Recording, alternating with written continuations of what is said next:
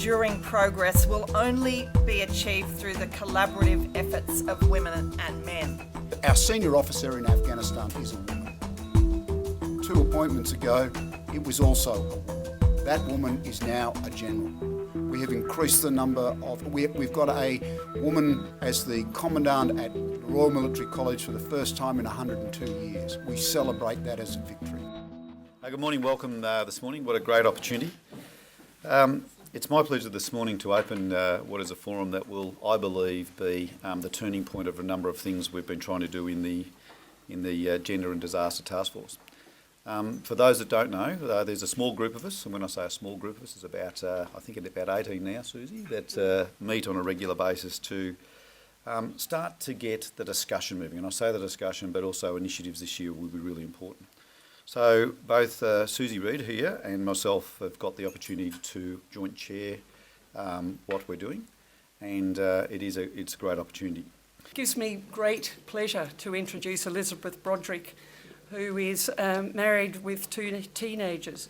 When she's not occupied on this very demanding front, she has a number of other roles. Elizabeth is an amazing woman, a role model, a leader in equity and gender. And here's a list of a couple of the other things that she keeps herself busy with. She is Australia's Federal Sex Discrimination Commissioner. She has overall responsibility for advancing gender and equality in Australia. Commissioner Broderick is a keen advocate for Australia's first national paid parental leave scheme, increasing women's workforce participation and recognition of domestic violence as a workplace issue. She has promoted change to the Australian Stock Exchange corporate governance regime, requiring all publicly listed companies to set targets for women at board and senior executive level. We like that. She has brought together Australia's senior male leaders from business, government and the military to form the Male Champions of Change group. Elizabeth is currently on this incredible list, leading the review into the treatment of women in the Australian Defence Force. She's a member of the World Bank's Advisory Council on Gender and Development, a member of the University of Technology Sydney's Advisory Board and the Victorian Health Advisory Board and Supply Nation. She is a busy woman, and we really welcome and thank you for the time today. David is just as busy. Lieutenant General David Morrison, AO, joined the Army in 1979 and graduated from the Officer Cadet School Portsea. No, to the Royal Australian Infantry Corps. He's a busy man. What will I say about you then? Because I was just given this job. Let's do just a couple to keep you up with Elizabeth. He was appointed as Land Commander of Australia in December 2008. I was wanting some medals today and I got him in civvies. Became Army's first Forces Commander in 2009. 2011 he was promoted to the rank of Lieutenant General and assumed his current appointment as Chief of Army. We are extremely privileged to have you both here today giving us this time, and thank you all very much. Thank you for the opportunity to speak to this group of senior men and women who lead organisations in their own right, like the Army, that is comprised of some of our finest Australians who have taken the voluntary stance of putting service before self. We might defend the nation in the Army, and we do, but your men and women, of course, keep us safe here in Australia from threats that are manifest in our daily lives. So whatever I have got to say in terms of addressing some of the challenges that you and I face, I do it from a foundation of deep respect. Now let me give you the context in which I'm addressing you today. I have responsibilities as the professional head of a 45,000 person organisation that is made or embodied under our Constitution to defend this nation and its interests. At its most basic, we don't save lives, Sometimes we have to take them. We are actually at the right-hand edge of the spectrum about delivering government-sanctioned violence. I make this point up front whenever I speak because I go to the heart of what comprises the heart and soul of our army, and I don't want anyone to mistake the fact that I am held responsible by our government for producing a highly capable army. And that's the position that I start from. I'm also a 58-year-old Anglo-Saxon heterosexual male who has never been discriminated against in his life. I have no anthropological training, I'm not a sociologist, but I have, over the course of my career, and increasingly as your Chief of Army, looked hard at the culture that comprises my organisation. And in doing so, I have found it wanting. 113 years of history, Gallipoli, Tobruk, Alamein, Kokoda, Long Tan, Afghanistan, all comprises not just our history but our culture. My father was an army officer. He joined in 1945. He served for 36 years. Between us, just he and I, we have been putting ourselves in the service of the nation for 70 unbroken years since 1945. And yet, I believe there are systemic problems with our Army's culture, your Army's culture. It was made clear to me fairly early on in my time as the Chief of Army. It started with a conversation with the woman who's joining me here today, the Sex Discrimination Commissioner, Liz Broderick. It was life-changing,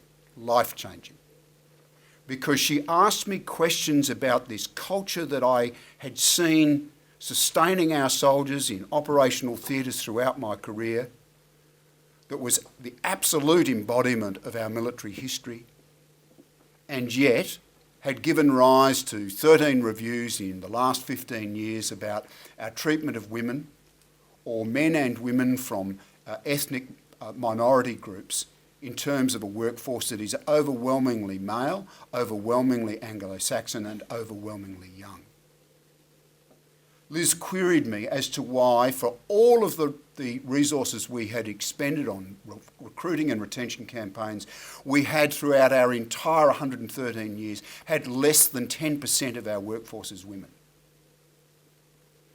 The answers that I came to over the course of about a year, having continual discussions with Liz, but other influential Australians, both men but primarily women, and then having the opportunity, again at Liz's behest, to talk one-on-one with women who had suffered the outrages of our culture, led me to conclude that Army, as strong as it is, isn't as strong as it can be. Army, as capable as it is, isn't as capable as it can be, because we are simply wasting and squandering the talent that is resident in 50% of Australia's population. Indeed, as I said in London several weeks ago, the squandering of women's talent, the traducing of their potential, is a global disgrace. It is evident in your army, and I dare say, and I speak bluntly, evident in your organisations as well. Why is that? I have come to the conclusion that culture is sustained largely through the stories we tell each other. No one alive today remembers Gallipoli, not firsthand.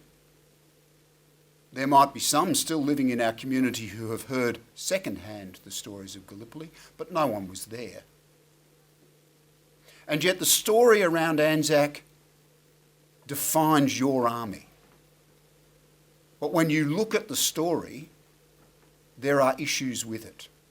There is a level of mythology around Anzac which we will see played out throughout 2015. That rough-hewn country boys, hair gold, skin white, who fight best with a hangover, who never salute officers, especially the POMs, can deal it up to the best or worst in the world as natural soldiers. Rubbish. There is no such thing as a natural soldier. Never has been. You only get to be a capable military if you look hard at what comprises your force and you respect the diversity that is made manifest through all Australians having the opportunity to serve. If, through whatever stories we tell ourselves, 50% of Australia's population thinks it's not for me, then that talent that I forego as the professional head of your organisation sets the organisation up for failure. Now, we see it not just in the stories we sell ourselves, but in how certain dominant men within our organisation use those stories as tools of exclusion, not inclusion. You will see that in all of your organisations. When I talk to the CEOs of merchant banks or great global mining conglomerations, they tell me the same stories. This is a male-dominated society that we live in Australia. It's a male-dominated world. All of the women that I'm speaking to now know that implicitly. They've experienced it. Most of the men, and up until several years ago I would have included myself in that if I had had the level of self-reflection I have now, would not have thought about it at all. I once did an exercise with a man called Jackson Katz. He's an American. He does some great work in the theory of the bystander, the person who allows the standard that they walk past to be behind them. He asked a group of men to sit down and consider what they did to avoid sexual assault or sexual harassment during their working day. There was a big sheet of butcher's paper for us to write down the list. The men were your generals, the generals of the Australian Army. And after a period of 3 uncomfortable minutes reflection, we could not think of one thing. Could you, the men in the audience? What do you do to avoid sexual harassment, sexual intimidation or sexual assault? He then asked the men in the audience to think about what a woman would do. And I took great heart in the fact that your male generals did not have to start reflecting for too long to start filling page after page on what women have to do, where their keys are, where the light is, where their phone is, how they plan their evening, how they plan their confrontations with other people at work, what they say, how they act, how they dress. When I started to think about that, I started to apply it to my workforce. That's the journey that you need to be on. Leaders need to stand up and take charge. It doesn't matter whether it's a voluntary organisation or something like the Australian Army, defined as it is not just by the Constitution but by the Defence Force Discipline Act.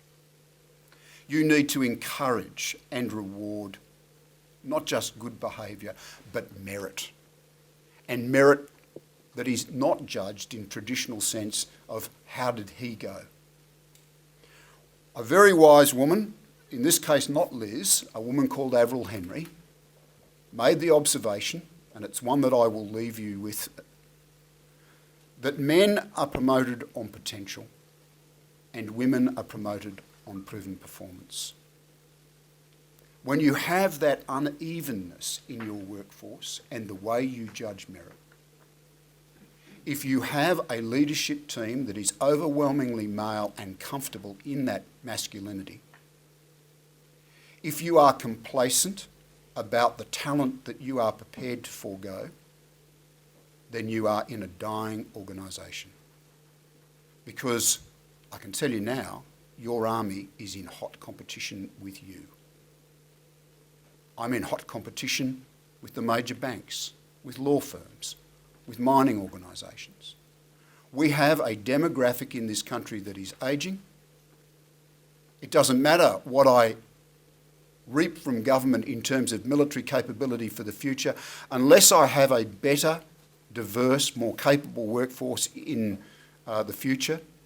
Not only will the army be less capable, but the nation will be inadequately defended. You face exactly the same problems that I do.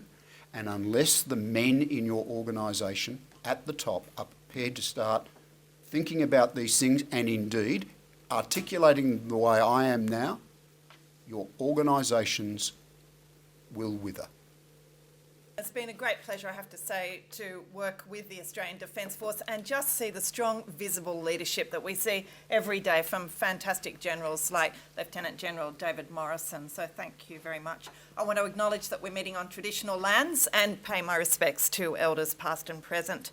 I just want to pick up on a couple of David's points because David's absolutely right. He said that true and enduring progress will only be achieved through the collaborative efforts of women and men. And I want to make the point here that women are not a minority group in this country. Women make up 50.8% of the population. So to put over half the talent pool to one side purely on the basis of their gender doesn't make good business sense, whatever industry you're in, whether you're in banking, law, emergency services, or indeed the military. The other point I want to make is that if we just work with the existing structures in each of our organisation and we pour women in and stir, that's not a recipe for change. That's actually a recipe for disaster. Because in all our organisations, the career continuums, the career models are deeply rooted in a male model. And that's not unexpected. The fact is we come from a very strong male tradition in many of these industries, particularly in emergency services. So today I want to really talk about a couple of things. One is I want to talk about the importance of male leaders standing up, as David's done, but really standing up and being visible on this issue. The issue of gender is a leadership issue. Secondly, I want to talk about some of the myths. David talked about the fact that the mythology is often entrenched around and created in a different era under different societal norms, but those stories continue through and they no longer serve us well. So I want to identify a few of those myths that I've noticed in the ADF because I'm sure they're myths that are prevalent in many organisations. So if you take nothing else away from what David and I are saying today, if you can take these 3 points away, and that is firstly that the equal treatment of women is not a nice to have. It goes directly to capability and operational effectiveness, and I think that's the point that David makes. If you don't understand that, your organisation will wither. So that's point number one. Point number two is that it is a leadership issue. It needs to be modelled from the top, strong, visible leadership, and that's about men stepping up because it is men who lead. It doesn't matter what organisation I go into, the basic rule applies. The higher up I go, the less women I see. That's as true as gravity and taxes. So that's a second point. And the third point that I want to really reiterate today is that if you as a leader don't set out to actively and intentionally include women, you will unintentionally exclude them. And that's because of the way systems and cultures actually work and the fact that they are deeply rooted in a male norm. So why is cultural change difficult? Why is it slow? And one of the reasons for that, and if you look at the numbers across emergency services, just the number of women, particularly at senior level, I came into my role believing that this maybe was a women's issue, that gender equality was a women's issue, that actually women working with other women was what was going to create change, and really all I had to do was to add my voice to open up my networks and that we'd move forward together. But as I looked at it and started to understand more, the fact is when you look at where power sits in nations, where power sits in organisations, it sits in the hands of men. So to rely on women to disrupt the status quo is actually an illogical approach when power sits in the hands of men. Actually, if we want to create change, we need men taking the message of gender equality to other men. That's what will create change in this country. I also started to understand that what we're asking people to do here by moving to a shared model of leadership, a model where power is shared, is we're asking them to go directly in conflict with their gender schema. And by that I mean we all have a gender schema. There's good research on this now. The fact is, from the minute we open our eyes and put our feet on the ground, we're looking around. What's mum doing? What's dad doing? Who's caring? Who's working? Who has economic power? Who doesn't? All those things. And we start to develop a gender schema, which is a deeply held belief system about the place of men and women, not just in our families, but in Australian society and more broadly across the world. And when we ask people to look to move to a new model of leadership, a new model of organisational culture where power and leadership is shared, we're asking people to move directly against their gender schema. And so what we need to do is to try and open people up through experiential learning. And I just want to touch on one of the things that David and I did in the ADF, which I think was a game changer, insofar as getting powerful men to step up and say, this is a cultural issue and we need to move forward. Because one of the things that I was able to do was to travel to many military bases around this country. I've been to maybe 60 military installations, from submarines under the ocean to C-130s, C-17s up in the sky, to actually beyond the wire in Afghanistan. And one of the things that I started to see was women would book in and see me one-on-one. Now, many of them had fabulous stories to tell. I have to say, there is so much that's impressive about the way the ADF has supported both men and women in caring and other aspects of their lives. But there was enough distressing stories that I heard, often for the very first time, to make me realise that, yes, it was important for me to hear the stories. I was tabling a report in the Parliament. But what was more important was that men who had power to create change in the system heard the experiences of people who loved the military as much as the chiefs did, but for whom service had come at an unacceptable personal cost. And I remember I started with David. I contacted David and said, would you be prepared to come and listen to some of the really talented women that are in your service who haven't had the same experience that you have? And we had a very uncomfortable first session. I remember a young woman, many of them brought their mothers, but she came into a room, David, me, the box of tissues in the middle, and the reality was, how would we kick this conversation off?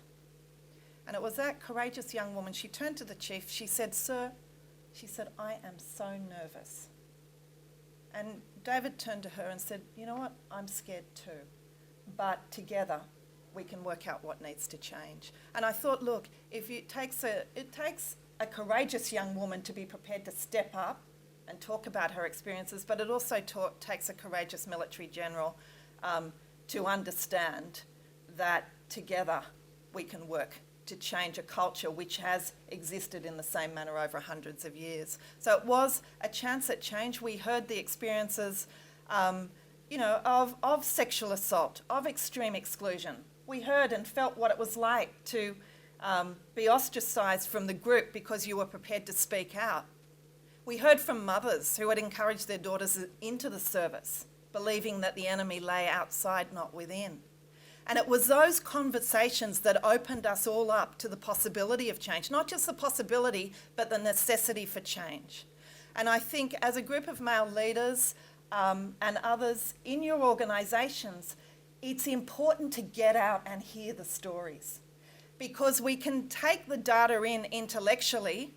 There's a lot of data around gender inequality.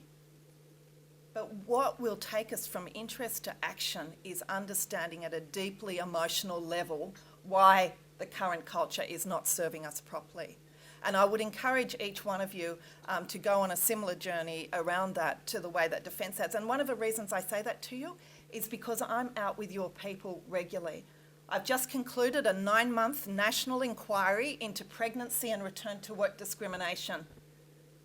And I've spoken to thousands of women across every state and territory, many of them who are in your organisations. And I have to say, some of the most deeply distressing forums and consultation groups that I've run have actually been with emergency service workers. And just to give you a quote of what, in relation to pregnancy discrimination, what we find is 1 in 2 women has experienced discrimination either when they tell their manager they're pregnant, when they go on parental leave, or when they return from leave. 91% of them have never made any form of complaint about it. This is a deeply hidden issue. It's more deeply hidden than sexual harassment, sexual assault. And as one woman, and she's a woman from the emergency services, she said to me, this is a couple of months down here in Victoria, she said, look, at the end of it all, I was left with no job, on the brink of losing my home, dealing with a miscarriage. I was left utterly broken. They're her exact words. And that speaks to, in many of the organisations, the difficulty of trying to come back in what we call flexible work arrangement, particularly where rosters are set. You can be called out at any time. There's a lot of night work. Well, the fact is, for many women, they don't leave just before they're about to step up to the summit. They leave about 8 years or 9 years before. That's what the research shows, and they leave often around the period of childbearing. So in terms of hearing the stories as what needs to change, I think that example of opening up, and particularly for other men, because one thing I'd say about the pregnancy review, one of the most distressing things for me over the last 9 months, it's been that many of the discriminatory attitudes against pregnant women and those returning new parents are by other women, often women with young children. Sorry, not young children, women with children. So I think as leaders of organisation, it's important to step up, hear the stories, and the other thing is that we found you're worse off in a large organisation than a small, and part of that is around the management skills gap. So I offer those thoughts there. Just in relation to some of the myths, I'll just finish off with that. These are the things that I heard across the ADF. And as David said, this one about the mythology that actually changing culture and focusing on gender is in some way making the organisation soft. As people in the ADF tell me, they say our business is about warfare, not being soft to our members. These changes are making us soft. Or this one, if she does deserve to get a promotion, then she does deserve it. But you know, there could be a lot of other males that deserve it so much more and have so much more merit, but because we need to meet the gender goals, she's been promoted over those males that so much more deserve it.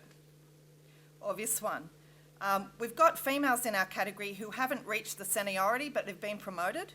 You've got males that have been in 7 years and they're not getting promoted.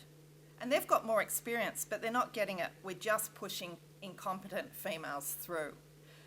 Or this one. As soon as a female makes a sexual assault claim, it's, oh my God, what happened, darling? You poor thing. Oh, this and that. And there's so many of them, they just manipulate the system. So they're the type of storytelling that actually, when you move through a cultural reform program, they are emblematic of what you're going to hear. But let me just unpack a couple of them.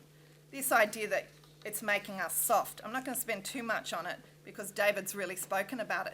But actually, if you look at the traditional recruitment for the ADF, 80% of ADF members are men who speak English at home, so white Anglo-Saxon men. They represent less than 40% of the Australian population. So to think that you're drawing all your talent from 40% of a population, you can say you're not getting the best people for your organisation. Not only that, the fact is the military typecasts of soldier, sailor, pilot, they're gone. Today's demands for defence, we need adaptability, strategic thinking, working in small groups, outreach to local populations, intelligence, remote work. They're things that men and women are equally able to contribute. So as one member told me, she said, we have to change. Diversity makes us stronger. It is vital for our capability. It's a combat multiplier. And she's spot on when she says that. So it's not about making us soft. I mean, in fact, David, in his address in London last month, said, there's some militaries who are now taking substantial measures to address systemic cultural issues that set the values, behaviours and beliefs of those who serve in their ranks. What makes these measures notable is that they are being driven by leaders who want to make their institutions more capable, not by managers seeking to deal with the latest instance of aberrant conduct. And I think that's a really important distinction. You'll come up against the myth of differential treatment. The fact is that undeserving women are taking promotions from more deserving and meritorious men, and I hear that every day. I mean, part of me just says, should I just say, do you really think that the ADF would risk the life of its personnel and its billions of dollars of investment in equipment by promoting undeserving women? I mean, you know, that's one argument. The other argument, of course, is that the idea that promotions are made on merit, that we work in meritorious organisations, is a flawed idea from the beginning. The fact is, merit's a very good principle. It aims to ensure that leadership selection processes are fair and impartial, but increasingly it's being used to actually defend what I would say is kind of sexist views in organisations. And I think we need to really start looking at merit. If you believe in merit, then you should believe in targets, because targets are one way of bringing women's merit out into the open, and that's one of the great things that Army has done. They've actually introduced targets. And then finally, this idea that women cry rape all the time, you know, false claims of sexual harassment, it's not a myth that's unique to any particular organisation, but the research shows, and I'm looking here at a recent study from the UK, it found that just 0.6%, 0.6% of women make false allegations. Other research that I've looked at puts that figure at about 2%. So as I say to many people who say to me, oh, it's just women, you know, it's just a cry rape myth, or she's saying she's been sexually assaulted, sexually harassed, I say, look, what is in it for her to actually speak out, firstly, and say that? But secondly, ask yourself, is she sitting in the 99% of women who are making a bona fide claim, or is she more likely to be the 1% that actually cries rape? And I mean, I think when you look at it that way, you see that particularly in the hundreds of stories I've heard from women who have been sexually assaulted, that most women don't come forward. And they don't come forward for that very reason, that they don't think they'll be believed. So there's some of the myths that I think you'll see as you go through. I just want to finish, I suppose, with one observation, and that is, I think driving cultural change is very, very important in all organisations, particularly organisations that are working so closely in the Australian community, and that it will require strong and visible leadership from you know, all leaders, but particularly from men standing up, stepping up beside women and saying, while this issue sits on the shoulders of women alone, we won't make progress. So that's why it's up to us as well. Thank you very much. I just want to ask more about the subjectivity of who determines what merit is. And you've touched on that quite a lot, but that seems to be part of the heart of the problem. Look, we've made a lot of changes in the Army and indeed in the ADF in response to not just the work that Liz did for the government, but because leaders in the ADF recognise that we are well behind the curve here in being a capable and indeed, from an employment perspective, a competitive organisation for the future. And we've set targets for, you know, participation rates for women, or we've looked at various appointments at various rank levels in all of the military, the Air Force, the Navy and the Army, and that's all very good. We've taken great steps to hold people to account. As I said to the public last week, the Army has terminated the careers of 300 soldiers and officers in the last 2 years alone because they have not lived to our standards. So this is, you know, I'm deadly serious about all of this, but the best thing that I have done is I've realigned how we judge and perceive merit. In a hierarchical organisation, if you have a very traditional approach to merit, you can only be the Chief of Army if you're male, you come from either the infantry, the armoured corps, the engineers or the artillery, and you have done a series of postings and held a series of appointments, all of which are entirely unencumbered by having and rearing children, for example. Early on in my tenure, I sat with a very senior woman. I won't give her name or her organisation, although I'm in continual contact with her. She's not connected with Liz in any way. She is very senior in an organisation you would all know very well. We're just talking at dinner and I said, how many children do you have? And she said 3. And I said, how did your organisation manage you and the 3 periods of maternity leave that you took? And she said, every time I came back to work, having completed maternity leave, they promoted me. And I thought, what are we missing here? What is the merit criteria that we are applying in Army that is absolutely trashing an approach such as that? Because believe me, it was well and truly part of our Army. We have the best maternity leave in Australia, probably the world.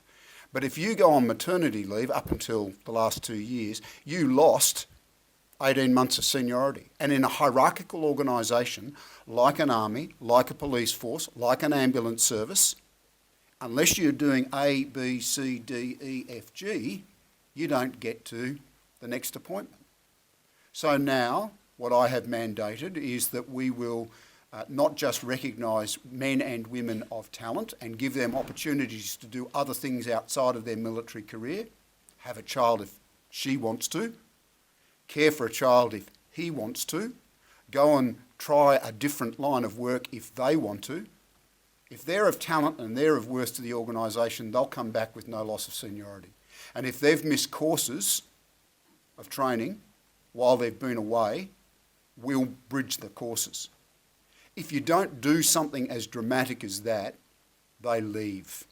They go and join KPMG or the police force or another army somewhere else in the world.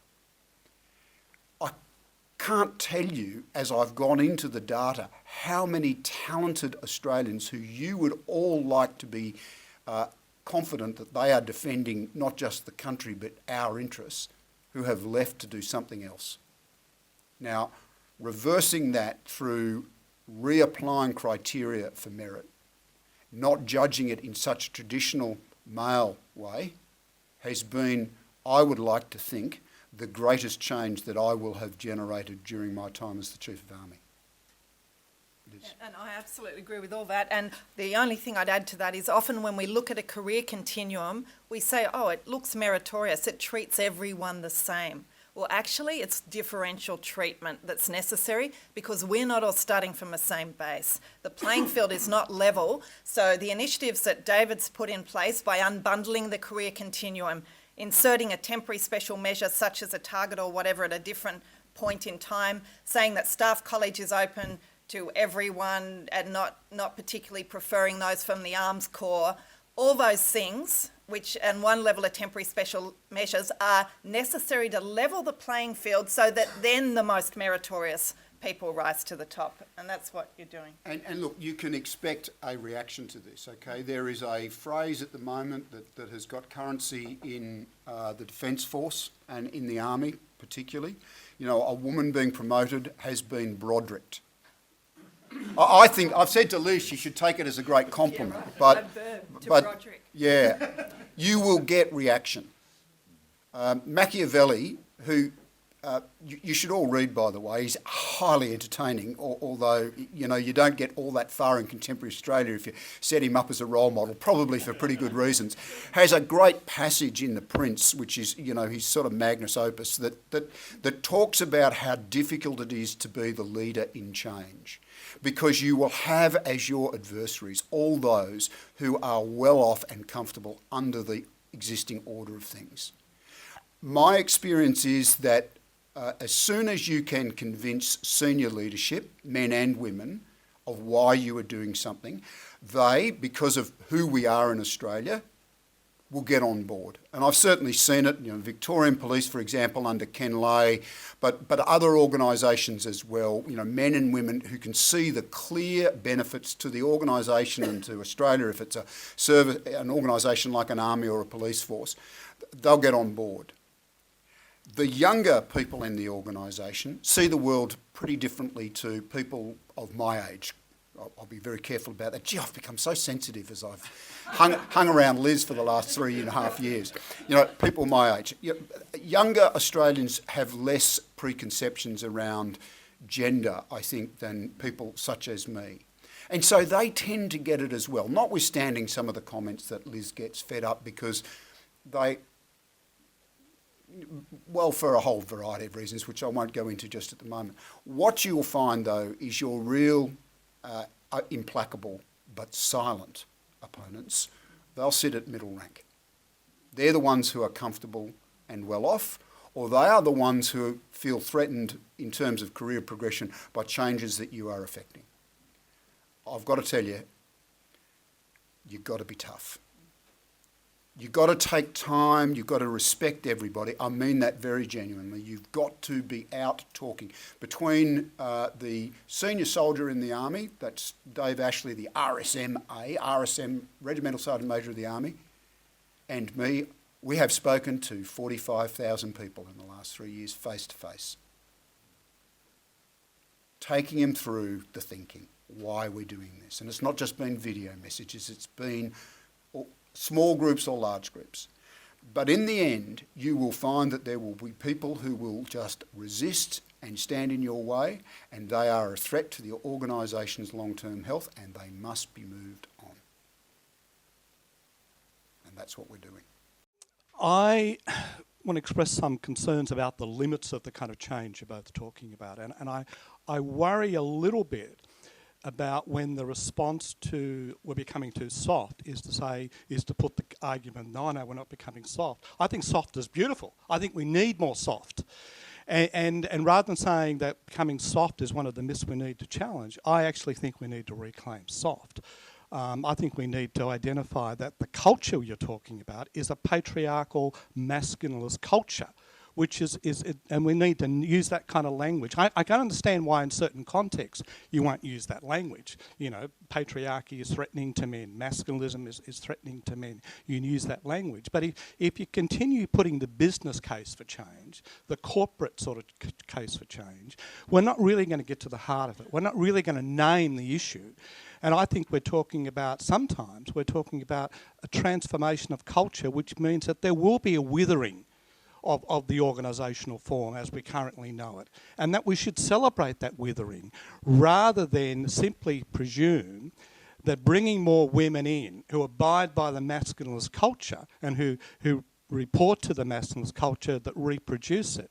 So, look, I know strategically about the language you have to use. I really appreciate, Liz, when you're in the forums like this, you can't say what you really believe at your heart. Look, I know that, okay? Boy, but I'm someone who's... Okay, look, I'm 65 and I've been around this movement since I was in my late teens. And I get frustrated with the business case for change. I get frustrated with not naming the issues for what they are. And I know strategically, in certain contexts, me saying that is going to put me outside of the debate.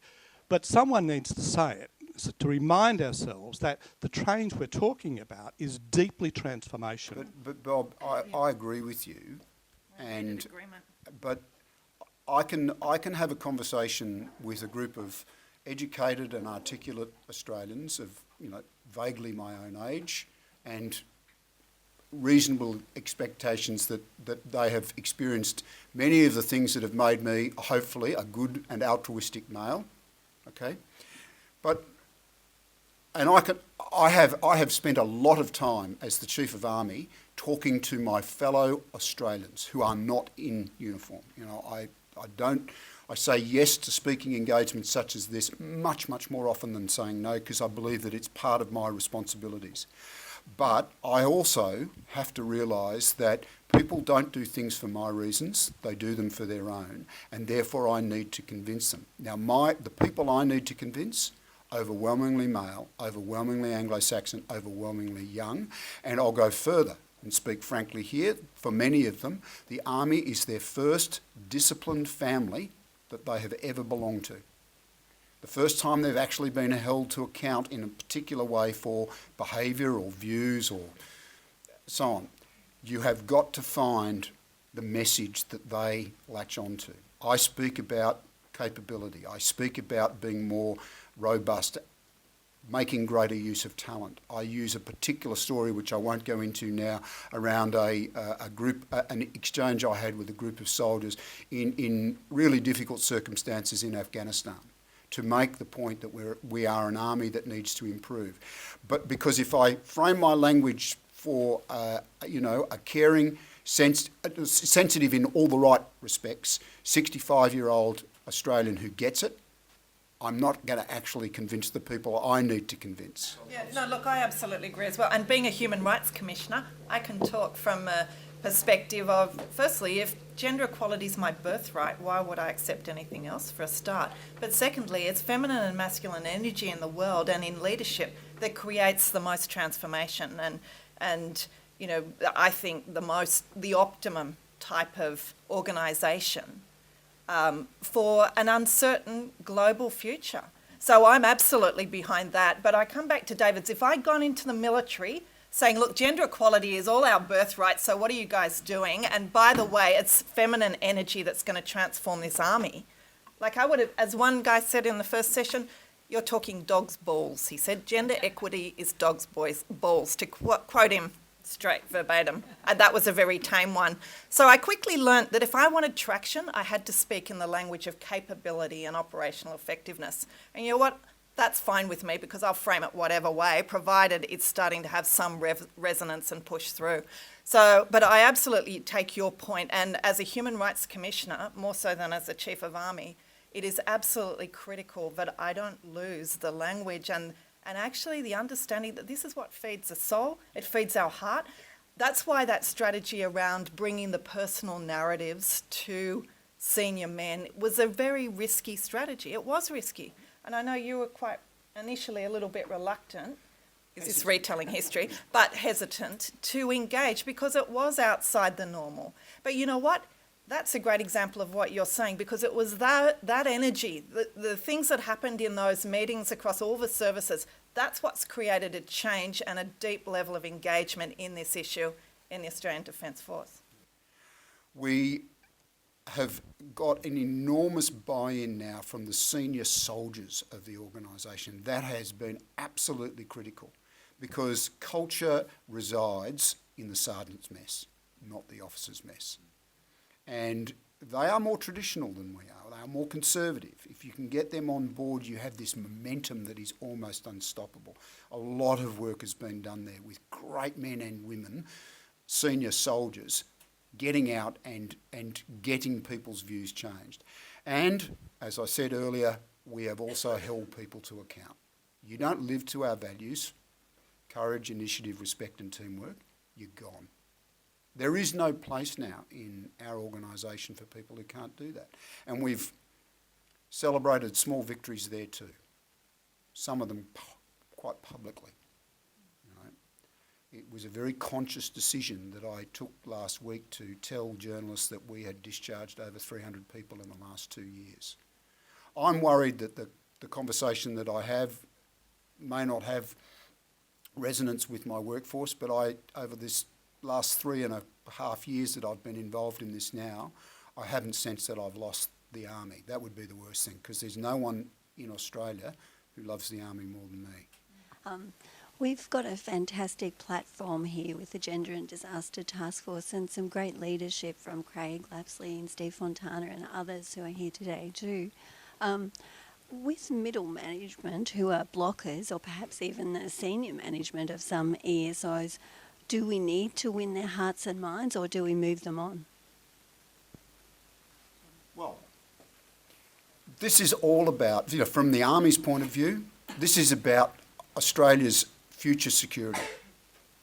Now, unequivocally, I'm about, first and foremost, delivering capable armies of the future.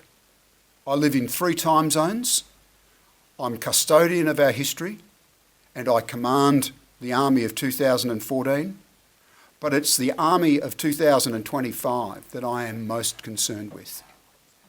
And so if people don't understand that we need to make better use of women's talents, or men and women from ethnic groups in Australia who haven't traditionally joined our army, they are actually standing in the way of a more capable army.